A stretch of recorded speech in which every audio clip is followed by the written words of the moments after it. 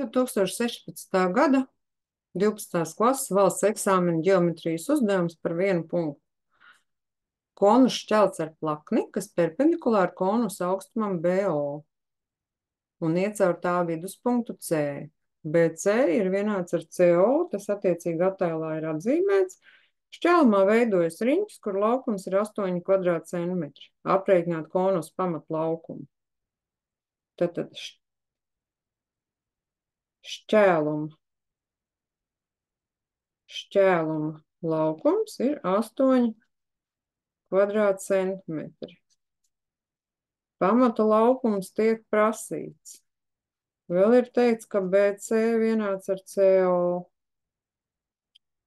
Nu, un tad mēs izmantosim tādu ļoti interesantu šķēlumu sakarību, ka šķēluma laukums attiecībā pret pamata laukumu konusam ir tādā pašā proporcijā, kā,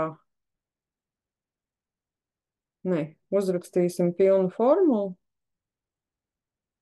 kā BC kvadrāts, attāluma kvadrāts no konusa virsotnes, BO kvadrāts, šķēlums pret pamatu laukumu, ir šķēluma attālums no virsotnes kvadrāts pret pamata attālumu no virsotnes kvadrātu.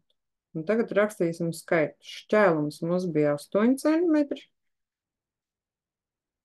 Pamatu mēs rēķināsim.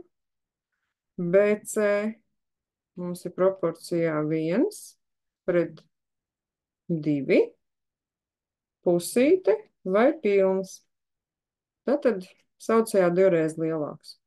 Un tagad rēķinam 8 pret pamata ir 1 pret 4, un pamata laukums ir 8 reiz 4, ir 32 kvadrātcentimetri. Un kaut kur šeit lejā bija vieta atbildē, kurā bija jāieraksta skaitlis 32. Šī sakarība,